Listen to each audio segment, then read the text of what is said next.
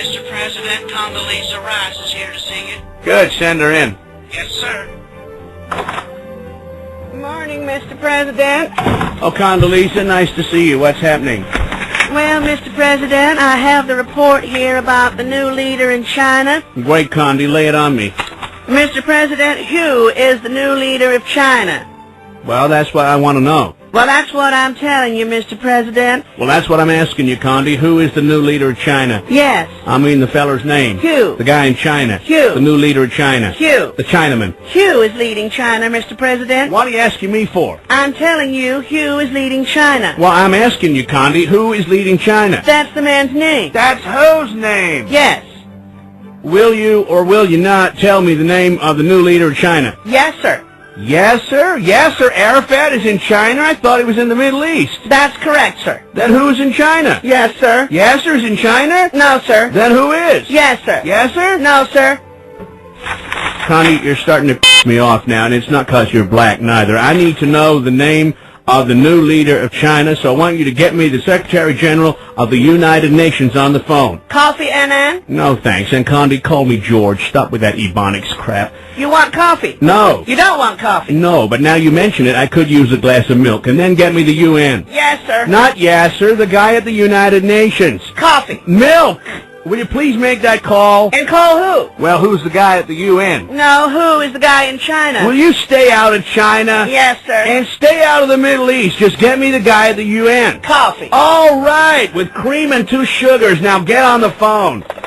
Hello. Rice here. Rice, good idea. And get a couple of egg rolls, too, Condi. Maybe we should send some to the guy in China and the Middle East. Can you get Chinese food in the Middle East? I don't know.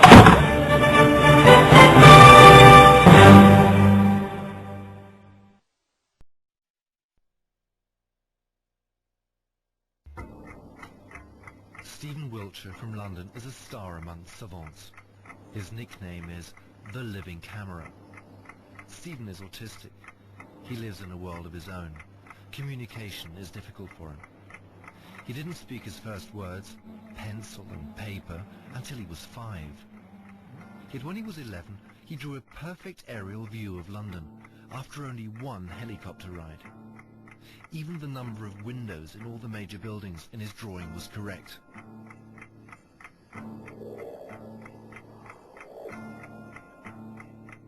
For this film, we're testing the living camera in Rome. Stephen has never seen the Eternal City from above before. After only a 45-minute helicopter flight, we'll ask him to draw a 5.5-yard panoramic picture of the historic city centre. Without having a second glance at it, Stephen has 3 days. This ain't gonna be perfect, but here goes nothing. I'm gonna start narrating my timeline. In these 3 days, Stephen will have to keep thousands of details in his head. The innumerable cupolas, the tiny winding streets, all the balconies and windows of the endless array of houses, and each and every column and window arch of Rome's major sites, from the Pantheon to St. Peter's to the Colosseum.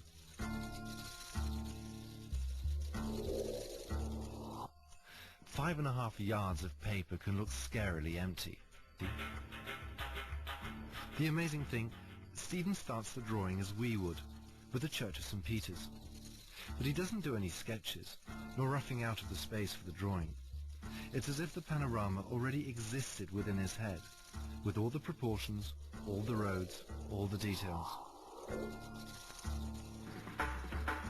At the end of the second day, Stephen is a good halfway through his creation.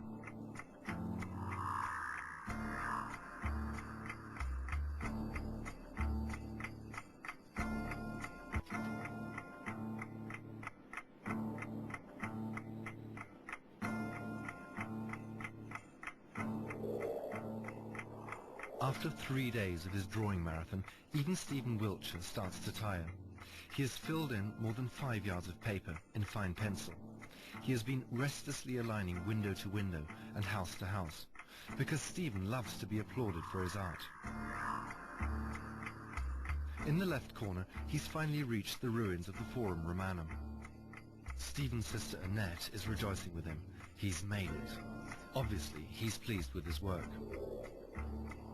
Yet our vexing question still remains. How precise was Stephen's ability to memorize? Is it really true that you could only see a single curve of the Tiber from above?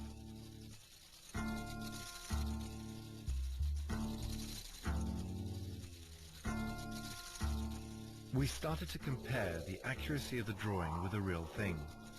Is Stephen's version of St. Peter's cupola too dominant?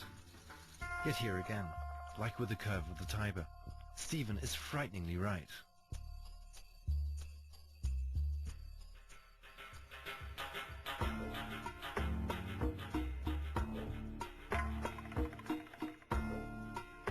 We wondered if the famous Roman hill should probably stand out more in Stephen's panorama. But again, Stephen had seen it better. From 1,000 feet up, the hills are, optically, almost level. Checking the Pantheon, we did discover some minor inaccuracies on the roof. But the number of columns of the portal is, again, absolutely correct.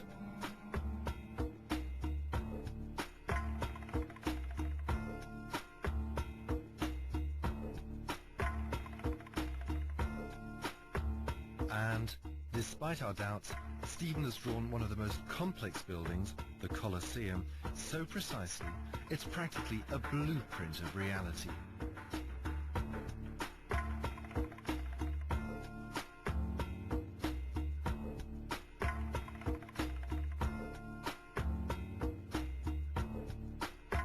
Stephen was also accurate in the instances we checked of nameless buildings and side streets. Had he had more time, his sister Annette believes, he would have put in even more detail.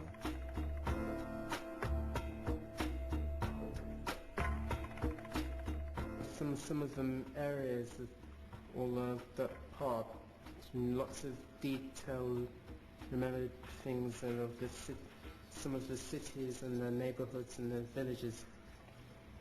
And then the easy part is St. Peter's and Forum and Colosseum, and memorize it by head and that, by memory.